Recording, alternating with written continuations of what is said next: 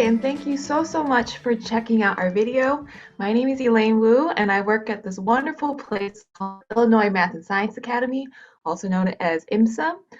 Besides being a public high school for students who express an extra interest in math and science, we also get to put on these awesome student outreach programs throughout the year for students grades about second grade up through ninth grade.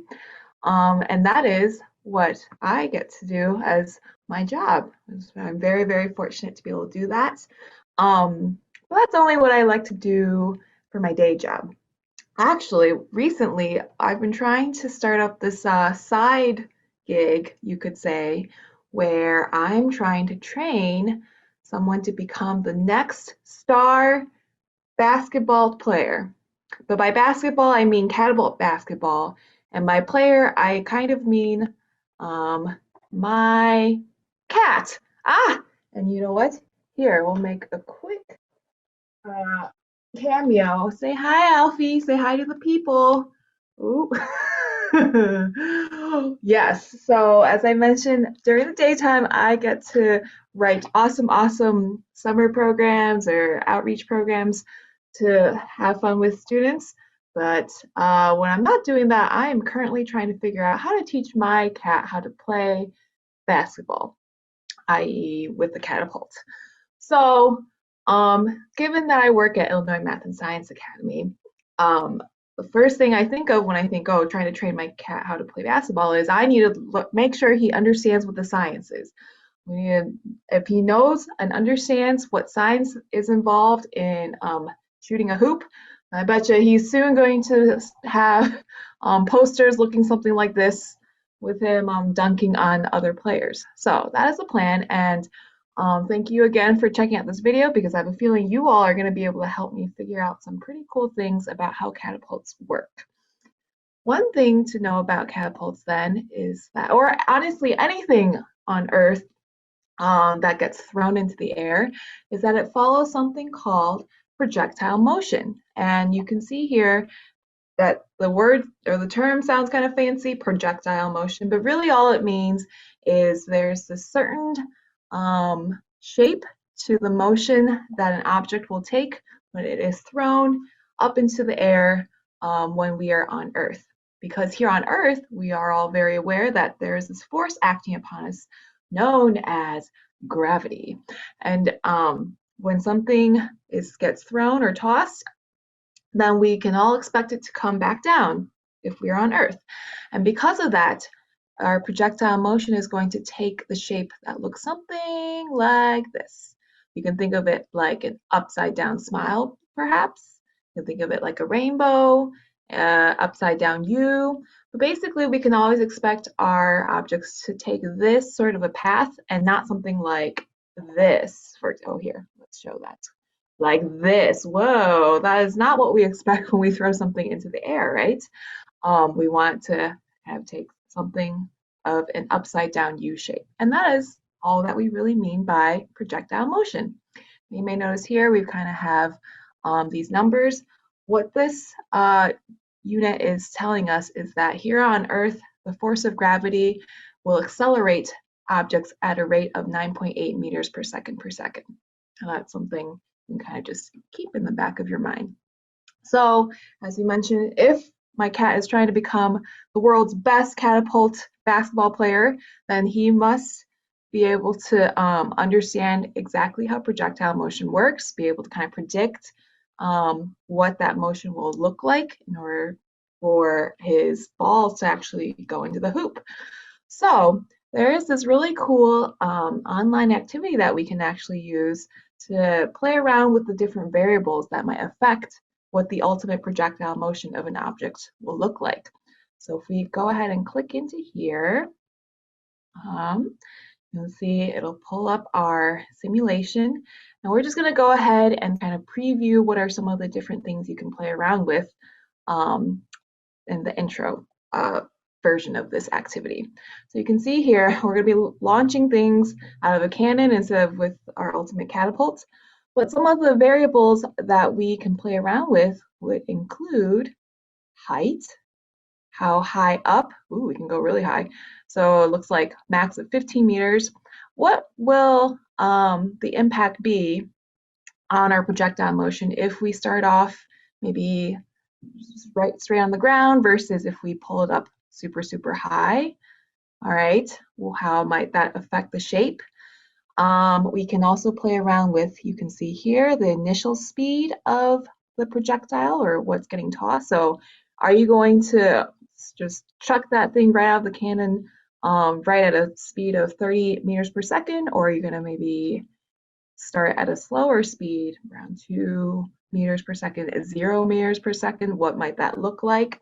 So those are some variables that you could play around with as well. And again, as always, like a good scientist, you want to be making hypotheses about how changing these different variables might affect the ultimate result.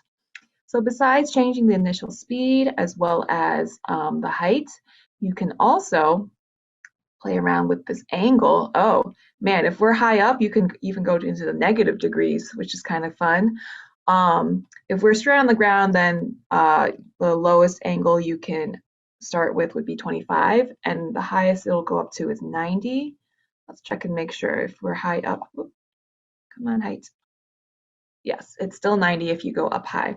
But again, what will changing this variable do to the ultimate projectile motion trajectory that we get? Will it still be a U if the angle is down here, you know? Will it be maybe straighter or curvier? All these things may be impacted depending on what your launch angle actually is. So that's another variable that we can play around with. And then finally, one other fun one that you can do is you can choose what projectile or object you're actually launching out of your cannon. So you can go anywhere from a golf ball to a human to a piano, and how might those different objects affect what the ultimate motion looks like? One thing to note then is that the initial starting setting of this air resistance is not turned on. So this is kind of, we're living in a not completely realistic world given there is no air resistance, but that is something, if you would like, you can also turn it on and see what impact that variable will also do to the final projectile motion. Miss Carolyn will be explaining next, so over and out to you.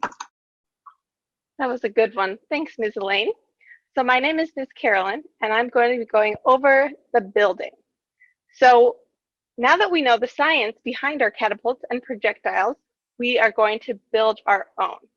So as we're building them, there are a couple different parts we need. And the nice thing about this is there are a wide variety of materials that you can use. So if you don't have what I show you, you can find anything else you have at home to try out. That's part of science, experimenting and trying new things. So you learned the different parts of a projectile system. So the one thing we definitely need is a lever. So for a lever, we have a lot of different options we can use. Maybe you have a spoon, a plastic one, you want one that bends, even a piece of cardboard. Maybe you have a popsicle stick. Maybe you have some dowel rods to try. Maybe you have a ruler. So you can look around your house, see what you have, try out as many different ones as you want to find the one that works best. Now you're also going to need your pivot point or your fulcrum, something for that lever to rest on. So for that, there are so many different options for things you can use. I recommend you try as many as you want. So for example, maybe you have a little cup that you can put your lever on. Maybe you have a toilet paper roll you can use, or even a little box that you can use. Even if you have your rolls of tape, once you're done using those, you can choose those to try. Anything that you're able to lay your lever on in order to pull it back and release, try that out and use it. So maybe you have a book, another type of box. Now another item is, if you would like this to be a little bit bigger than something you can just carry around in your hand, you can get a plate to put it on and build your catapult on the plate so you can easily bring it around with you as you go. Now, some other things you'll need: tape to put it all together. So you can use some masking or painter's tape. Maybe you have some duct tape, or even just regular Scotch tape. You can use whichever you'd like. You don't need all three, use what you have. Now another thing that you'll want to possibly try are some rubber bands. So think about what you might use these rubber bands for once you build your catapult. I recommend building without them first. So with some of the materials I had just mentioned, or some other ones you want to try at home, and then get some rubber bands and add those in. So think about what a rubber band does, right? It's stretchy. So what part of our catapult might we want to put our rubber band on? So if your guess was attaching it to our lever to make it extra powerful, you were right. Because if we think of a rubber band, when we pull it, we are giving it potential energy. So it has the potential to be moving. So when we release it, then it changes to kinetic energy, so energy in motion. And so if we connect this to our catapult, we are giving it extra energy from this rubber band. So I recommend you try that out too for extra fun. And of course, we want to know how far our catapult was able to shoot. So for that, you can use, if you have a ruler, you can just measure one after the other. So you can just keep measuring. If you have a meter stick, you can use a meter stick. If you have like a cloth measuring tape, you can use that. If you have an actual measuring tape, you can use that. Whatever you would like to use to see where your catapult started and then where your projectile landed. Now, the most fun part of the catapult, right? The projectile. What can we use for that? So this is where we want to have a couple safety concerns we want to think of. So besides when you're building, if you're using scissors, obviously be careful since they are sharp. But also for a projectile, because it's a catapult and it's shooting it, we want to use something soft. So think of maybe a cotton ball, or maybe you have, these are little decorative poofs you could use. You could even take some paper, rip off a piece, fold it up. So you could use this. So think about something soft that you could use. And so there's a lot of different options you could use, but if you're unsure if it's something you should use on your catapult as a projectile, always ask someone else around you, an adult, to see if it would be safe to use. So now that we have all of our different materials options, we can actually build one. So I will build with you a quick example, and I won't go too in depth with it because I want you to be able to build however you would like. So I have a plate I'll set here. Now I think what I will use for mine is one of these little condiment cups and my spoon. So I'll set condiment cup right on this plate, and then my spoon, I'll want to be able to make sure I can pull it back. So I'm going to tape it onto my condiment cup. So I'm going to do that really quickly, and then I'll show you. So now you can see here, I have my pivot point, and I have my lever, and I have my catapult ready to go. So you'll need something for a pivot point, something to stick your lever to your pivot point, something for your lever, maybe even a plate, and then something to use as, that one fell, as your projectile. So now let's go ahead and practice one. Let's see how it does. It could be better. So that's why we make adjustments. We try and then we build again. So another exciting thing you can do is you can give yourself targets to practice on. So maybe you can draw your own target and you can put it at different distances. I like to put targets on the ground. So to see if I can reach that target on the ground, you can put one on the wall if you'd like, and that way you can kind of test precision for your catapult. Maybe you can even use cups as baskets. You can make it into a game. So there's a lot of different options for things you can use these catapults for. So now that we've gone over how to build them, we're going to have some fun challenges to talk about and some next steps you can do with them with Ms. Christine. So I'm going to go ahead and pass on to Ms. Christine. So thank you so much for building with me today, and enjoy your time with Ms. Christine. Thanks, Ms. Carolyn. I didn't catch your projectile. That's okay. Hey, everyone. I am Miss Christine, and I hope you've had fun building and testing your very own catapult today. Let me show you mine. This is my catapult. I made it basically out of a cardboard base, some duct tape, got a plastic cup here propping up my lever. My lever is made of 2 jumbo popsicle sticks taped together, and this little cap to a little bottle of iced tea that I drank a couple days ago. So yeah, that's just duct taped on there real nice. So yeah, this is my catapult. What does yours look like? Hope you've had a lot of different ideas and were inspired to use your creativity with Mrs. Carolyn from before.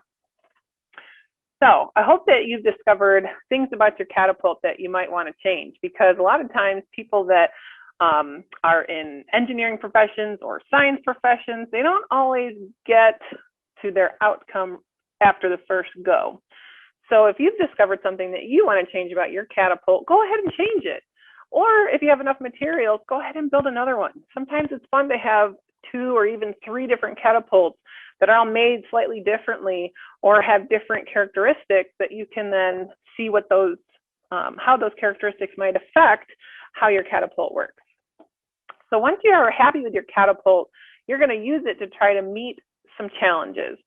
So we need to remember, we always have to be safe with our projectiles. We only want to launch soft objects or whatever we're launching. We don't want to launch them toward any people or pets or fragile things like art or windows or things like that. So be safe with your catapult as always. Now, what are some challenges we can do with our catapults? One is accuracy. So how accurate is your catapult? Accuracy means how often does it hit a desired target. So if you launch your catapult 10 times and 3 of those times it hits a target, and maybe you drew a bullseye target, or maybe you just have a couple of cups set up on the floor, really there's no right or wrong way to make a target. But whenever you have your target and you're launching it, let's say it hits your target 3 times. Well, if you launched it 10 times, you would divide the number 3 by the number 10. You would get 0.3 or 3/10. You would multiply that by 100% to get your percent accuracy. And in our case, in that example, that would be 30% accuracy. So if you're not quite happy with that degree of accuracy, maybe you need to practice shooting your catapult a little more, or maybe you need to change something about your catapult so that it performs a little bit better. That's up for you to discover and decide. What about precision? When you launch your catapult, does the projectile land in the same area every time, or is it like kind of scattered all over the place? That could be human error. Like you need to, maybe you need to refine how you launch your catapult. But if you're pretty confident in how refined your catapult is launching, if you're applying the same amount of pressure each time and it's not moving from side to side each time, maybe you need to look at how precise your projectile is. So if it's not so precise and it's all over the place, maybe you need to change your design. What about distance? How far do your projectiles go?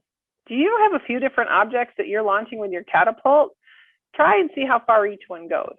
For me, I am using cotton balls, nice, soft, safe things to launch. You could also use craft palms or anything like that. I have some goldfish crackers here. I even have this metal marble, and this is very small. It's not too heavy, but it could maybe hurt somebody. So we just always want to be safe when we are launching our things. We don't want to break any windows or cause any harm. So, so one of our factors that we're going to be looking at is going to have to do with the types of things we're launching. So can you think of other challenges that you might want to try with your catapult? Be sure to have fun and get creative. There's really no right or wrong answer. So after you have built your catapult and you've considered how accurate or how precise or how far your catapult goes, you want to consider factors that might affect its operation. And this may require you to revise your catapults a little bit. Again, engineers and scientists, they sometimes need a couple of rounds of building and testing and trying before they're happy with an outcome. So you may find that after we have our next conversation, you might want to build another one, or maybe you change something about what you did build, and that's okay. So let's talk about a couple of factors that might affect our catapult operation. First, let's talk about our lever. So what did you use to build your lever? For mine, again, I use these jumbo popsicle sticks, and there's 2 of them taped together, so it's pretty firm and pretty rigid. So I don't really have a whole lot of flexibility with mine, but that's okay. It still launches pretty well. You want to balance flexibility with firmness, because if it's too flexible, maybe it won't launch very well either. So that's something you can test around, play around with and test. So how do you think lever flexibility might affect your projectile's launch path? Okay. Let's see. What about launch angle? So launch angle is this angle right here. So it's the angle that forms between the base of your catapult and your lever. So we can adjust the size of this angle, and you can measure it with a protractor if you have one of those at home. But if I moved this cup here out, away, it would cause this lever to come down a little bit, and this launch angle would be reduced. On the other hand, if I detached my duct tape and moved it closer, all right, this way, it would make my popsicle stick go up a little bit, which would make that angle increase. So this is where having a couple of different catapults might be fun to build if you have enough materials, each built with a different launch angle, or just build it so it's easy to take it apart and adjust that launch angle. And you can, do a couple of launches and see how that launch angle affects your projectile's path. Maybe you'll find an optimal angle for your own catapult. That would be pretty cool. Another factor could be launch height. That's going to have to do with the placement of your cup or whatever is propping up your lever, but it also has to do with how much force you're applying. Okay, so as I apply force, you can see the height of my catapult, wherever my projectile was, it gets lower. So the more force I apply, the lower the height. So we don't want to apply so much force again that our lever breaks, but we do want to apply some force, and that can affect the initial height of our launch. So play around with yours and see how launch height affects the path of your projectile. And lastly, we have the mass of our projectile. We already talked about launching a few different objects to see how far they go. Mass has to do with how much matter something has. And a cotton ball here doesn't have a whole lot of mass to it, but it launches pretty well. Something like a goldfish cracker might have a little bit more mass than the cotton ball. If we apply the same amount of force, that definitely launched differently. So you go ahead and try testing out a few different objects that are safe to launch around the house and aren't going to be disruptive or dangerous to launch, and see if, when you apply the same amount of force, how the mass of what you're launching might affect how your catapult works. So we sure have covered a lot of cool ways to build and test out our catapults today. I hope you've had fun experimenting with your catapult and testing different factors that affect projectile motion. How did your challenges go? Is your catapult pretty accurate? Do you need to work on your precision? Does your catapult go the distance? What changes would you make to your catapult? I want to thank you so much for taking the time to build your catapult with us today. We hope you had fun and learned something new along the way. If you'd like more information about our STEM enrichment programs, please visit www.imsa.edu and search the word STEM enrichment. That's STEM enrichment. And we hope to see you again real soon. Bye, friends.